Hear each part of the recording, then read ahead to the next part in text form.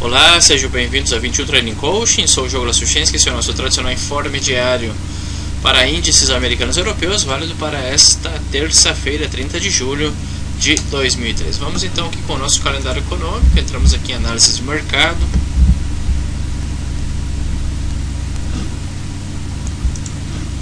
Aí vamos aqui em calendário econômico e logo ajustamos a zona horária.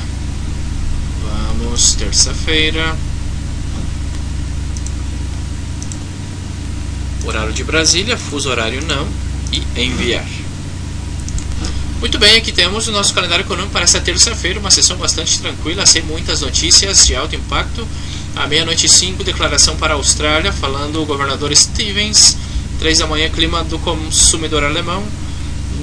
E já às 6 da manhã, leilão do bônus italiano de 10 anos. IPC alemão. Seriam essas as principais notícias para a Europa. E na sessão americana às 11 da manhã, única notícia de alto impacto, única notícia relevante às 11, confiança do consumidor é o que deve trazer alguma volatilidade para o euro, dólar e principalmente os índices americanos. Vamos então aqui com a nossa tradicional plataforma MetaTrader. Vamos começar pelo Standard & Poor's, o S&P 500. Vemos que no semanal faz um novo teto, faz um novo topo. Poderá fazer uma correção, que talvez uma correção ordenada para a formação de um novo pivô no semanal, já que leva 1, 2, 3, levava 4 velas, 4 semanas altistas, um rally. Então um mínimo maior, um pivô de alta, um fundo ascendente seria muito bem-vindo neste marco semanal. Assim faria inclusive uma recontagem, um reinício, iria resetear o movimento altista. O que é resetear? Em questão de fractalidade é quando interrompe uma sessão, uma sequência de topos e fundos ascendentes. Então se faz um reseteio, reinicia a contagem, ou seja, de acordo com o Fibonacci, os movimentos têm entre 13 e 5 pivots e 13 e 5 velas. Então isso é questão de fractalidade. Muito bem, vemos que no diário, apresentando um mínimo maior, que aqui poderia falhar esse fundo ascendente. Veremos, deixando aí uma cauda longa no diário, veremos se fará este movimento, executaria um pivô de alta e voltaria a testar talvez aqui os 1695 com objetivo nos 1700 pontos.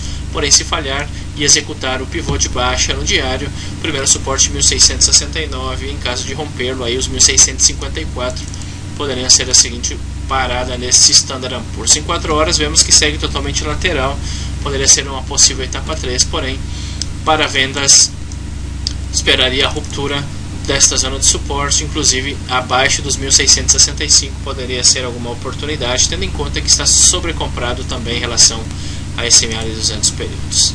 Já o Nasdaq vemos que no semanal também estava com o movimento mais antecipado, mais adiantado, porém tem que romper os 3089, né, para executar essa formação em P no semanal.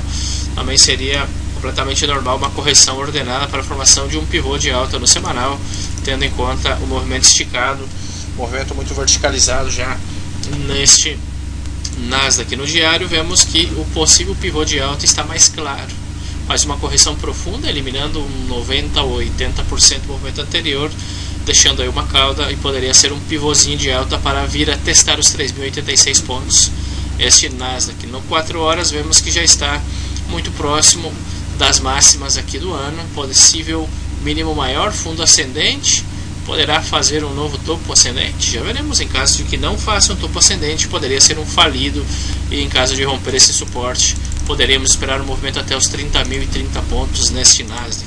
Obviamente que para vendas estou falando de operações altamente contra a tendência, com altíssimo risco, porque a tendência é totalmente altista. Vemos que no Dow Jones, possível mínimo maior também no semanal, caso que faça um fundo ascendente, poderá voltar a fazer um topo ascendente e assim seguir com a tendência principal altista deste Dow Jones. Vemos que no diário tem aqui uma tentativa de formação de pivô, deixando uma cauda longa, um martelo.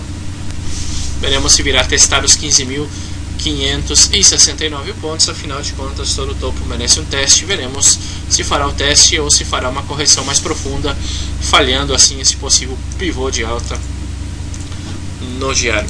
Lembrando que na quarta-feira temos aí declaração da FONC, e também na quinta temos declaração do presidente Draghi, presidente do Banco Central Europeu. Então é bem possível, bem provável que esses índices se coloquem, ou seja, estejam bastante laterais, bastante lentos até essas declarações. DAX 30 deixando uma cauda longa aí, deixando um teto, não conseguindo fazer a ruptura aqui dessa zona. Poderia falhar o pivô de alta no diário e fazer uma correção mais profunda. Primeiro suporte aqui nos 8.212, se romper 8.140, próxima parada. Fechando com Doji, bela de indecisão. Lembrando que na Europa é férias, ou seja, o volume está, digamos, até menor que os 50% no mercado europeu. Ou seja, o volume é bastante reduzido, então aí isso faz com que os mercados estejam bastante lentos. Vemos que o K40, operação tipo swing, de nenhuma forma nos índices europeus. O K40 tentando a ruptura dessa diretriz baixista, se romper 4.054. No diário está aí, poderia fazer uma P formation, uma formação em P, testar os 4.000 pontos e quem sabe visitar os 4.040. Também poderia fazer uma correção mais profunda e ainda assim formar um fundo ascendente e quem sabe voltar a testar este topo. Já o FTSE bastante lateral, vemos que no semanal já está abaixo dessa resistência outra vez, poderia formar um pivôzinho de alta no semanal e vir a testar o topo anterior, já veremos.